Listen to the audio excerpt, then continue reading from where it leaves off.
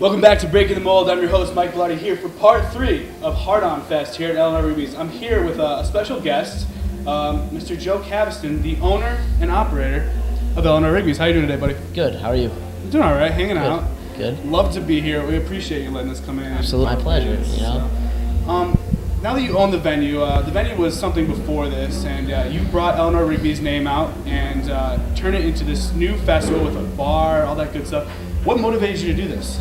Well, I'm from Carbondale, right down the road. Been in the local music scene since I was, 15, 16, going to shows. Nothing against the Wilkes-Barre scene and everything. I had to go to Wilkes-Barre to go to a show, The Upper Valley didn't have anything, and all the other venues around here are kind of closing. We've seen the Staircase go their way. We saw Backstage go their way. I wanted a venue that I could have here and I could operate myself and do the smaller mid-level bands, that we all see every week in and out, and then do the big stuff, though, so I had enough room to do it, I graduated college. Sure, this is the time to do it if I'm going to do it, so jumped head on into it. That's really awesome. Now, when you say mid-level bands, what are some of the stuff that you really look for and showcase for the bands that come into Eleanor Rigby's? Meaning what? Like look for in the band? Yeah, what do you look for? What kind of bands are you basically looking for to bring in, a new audience and from the area? Any kind of band, genre is not specific. Quality, I want to give locals a chance to play with a quality national touring act, and the locals are at heart, We want to get the locals the exposure, and by having the bigger bands who have their following, the locals can come in and play in front of a bigger crowd than they would if they say they were just playing an all local show, So it's always nice to give them that opportunity. A lot of local bands in this area. Yeah, a lot of local bands in this area, And what kind of people are they usually drawing?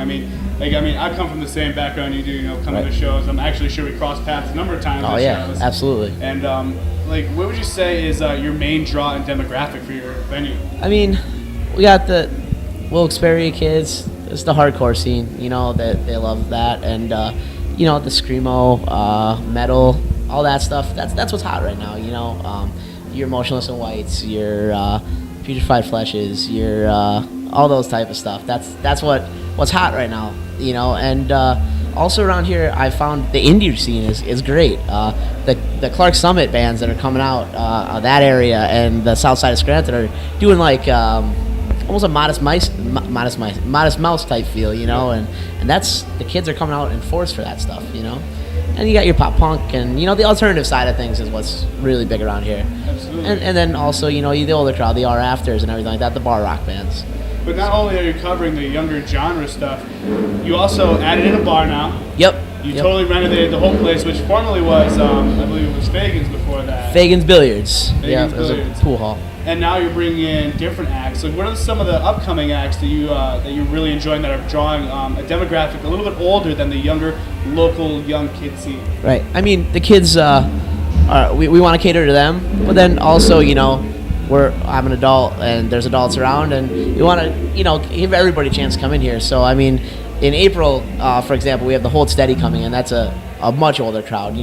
Their demographic is between 25 and 40. And then you get the younger kids in too, but they're an older crowd and they're like the indie rock stuff. And then on April 20th, we have Badfish coming in here, who is a Sublime tribute band that basically has taken the place of Sublime in the world because of their short-lived live performances. And they're an older crowd too, a big drinking crowd, and we like to be able to cater to that too. But then the kids can still come because we have the divider, so it's a safe environment for everybody. Absolutely. Parents can come, bring their kids, hopefully not get too many drinks, and then, but everybody, a family event in Eleanor Rigby's, So you really like to cater to everybody? Everybody, yeah, anything. Now, as you're doing that, catering to all these adults and their kids, when do you find time to sit down and enjoy the bands? Are you always running around all over the place? It's hard, I've really seen my ability to search out new music that I can actually sit down and listen to. I recently started listening to Manchester Orchestra, and now all I want to do is book them here because I want to see them live. It's really hard at a live show to actually appreciate it because I'm doing the work aspect of it.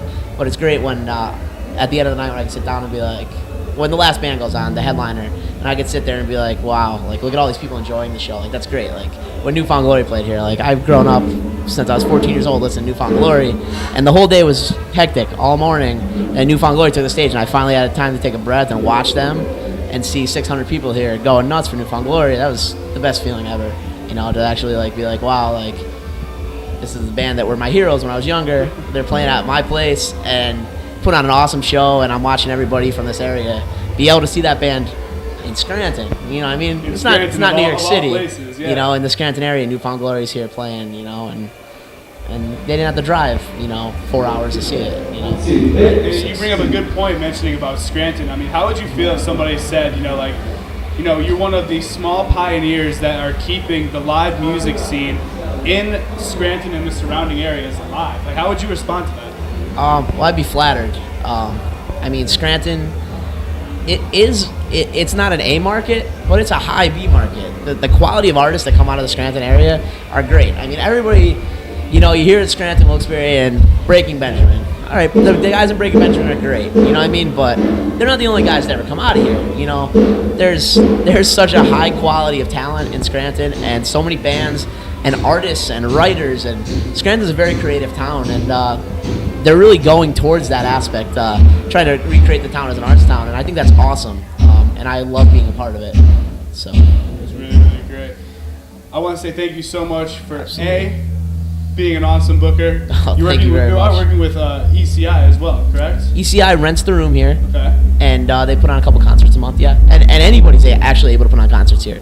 It's not ECI exclusive. It's not myself only exclusive. I have a kid, Brian Oakes from Binghamton, New York. Okay. He's starting to rent the room and put on some hardcore shows. He's bringing a band from Norway and England next week. 2 bands are on tour together. We're working with John Phillips from Our After. He's starting to book some of the big bar bands. We have kids that are bringing DJs in. Anybody's able to put on a show here. It's not exclusive to anybody. As long as you want to put in the time and put in the effort to do it, I'm willing to work with anybody. So you really bring like a multicultural twist. Yeah, I want to everything. I don't want to be. I love backstage, but I don't want to be a hardcore venue. I love Cafe Metropolis, but I don't want to be a punk rock venue. I want to be a venue for all music forms. I want to do punk rock, I want to do hardcore, but not exclusively. Do you see any future in not just music for this venue, but I believe you had a comedian here recently. We did have a comedian. It did great. Steve Hofstetter. There you go. Yeah, it did wonderful. He was on the show earlier this month. Actually, right before he came up to do the show, he was here. Okay, a very funny guy. Yeah, absolutely. Yeah, he was great. Now, do you see any opportunity for future art galleries or other types of events happening here? Actually, on the 23rd, we did an independent art bazaar here, where artists, painters, crafters, everybody came in here and they sold all their works. Painters and jewelry makers and food and everything like that.